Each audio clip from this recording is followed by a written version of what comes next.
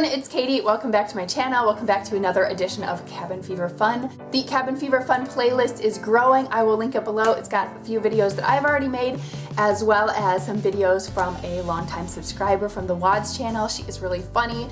She has made a couple of crafty, crafty Pinterest type activities that you must check out. Today I'm going to share 4 ways to make bath time more fun. Baths have actually long been kind of like a secret weapon for me. Whenever my kids are just being crazy and I don't know what else to do and nothing else is working, I just say bath time is now. You guys get in there.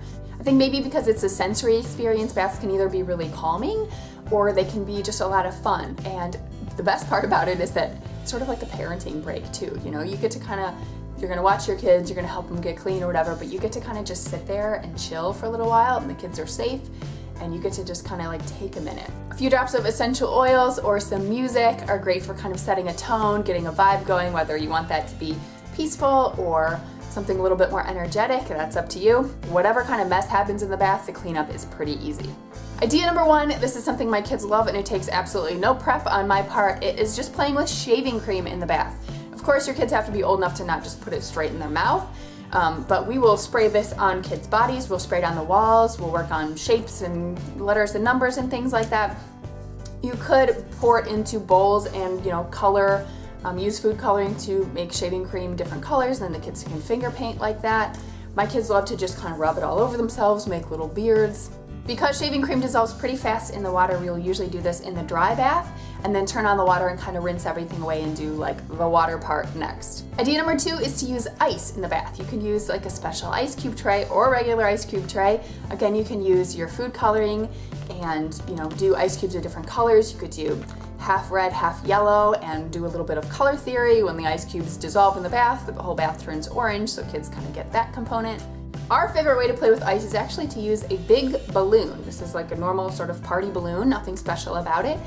You can just attach it to your sink faucet. Ready?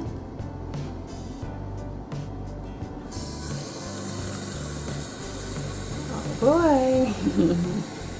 Throw it in your freezer and freeze it until it's a large ice ball, essentially.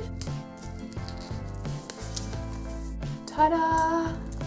Before you fill up the balloon, again, you can use some food coloring, put a few drops in there. You can actually stuff in small toys too. Ooh. Of course, you can use the sort of small like water balloons, but I find that the big one is actually better. Kids are less likely to try to pick it up because it's gonna be big and heavy. It's like the difference between playing with a bowling ball or like tennis balls. Smaller ones, I think the kids are gonna want to throw them around, hit people in the head, stuff like that. But with the bigger one, they just kind of roll it around, watch it melt. It also takes more time to melt. The ice balloon is something my kids request all the time, and it is pretty easy for me to just have one filled in the freezer to just pop out whenever we want. Idea number 3 is making noodle soup. That's using pool noodles, like the big long pool noodles you get. You can cut them up really easily using a serrated knife. Ta-da! If you chop up a few of these this way, you essentially have the ball pit of the bath world. Who doesn't love just rolling around in lots of little things like that? My kids will stack these up on the edge of the tub, making like block towers. They will make patterns with different colors. They'll put them on their fingers. They'll make telescopes. They'll make trumpets, all sorts of things. And you're not really wasting a pool noodle because you can continue to use them. You can use them in an outdoor kiddie pool in the summer.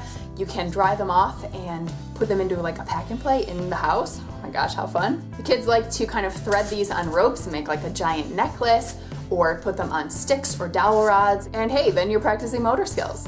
The final idea is to do a glow bath. I'm sure you've seen something like this on Pinterest. You get glow sticks from Target or the dollar store. They're about $1 for 10 to 15 of them. I just get the straight sort of bracelets, and they're the kind you crack open and then they glow on their own. Of course, if you have a black light, the options are endless for you. You can do anything that glows under black light, so any sort of like neon objects. But without that, you can charge up like glow-in-the-dark toys or those glow-in-the-dark stars you can stick all over the ceiling or the walls. I like to use a couple of toys. We have the project light, like low light. So we have one of these turtles that, well, you're not gonna be able to see it right now, but it sort of projects stars onto the ceiling. and we have one that has like a rainbow, projects a rainbow. I'll show you what that looks like. I don't know how this will show up on camera, but it is pretty magical in here. We've got glow sticks, there's some glow-in-the-dark toys on the edge of the tub. We have stars projected, we have a rainbow there. A word to the wise about the glow sticks. First time we did this, I think August was just over a year old, and within 2 seconds of being in the bath, he had bit a glow stick and the liquid had come out. We drained the bath and called poison control. By the way, they're totally non-toxic. They say it happens all the time. But if you have a kid who is, putting everything in their mouth, you might want to hold this one off until they're a little bit older. He's now over 2 and we have no problem with this one. Another word to the wise is the bracelets. This kind of package of bracelets will come with these little connectors to make them into a circle shape. We just pull these, throw them right in the garbage or recycling.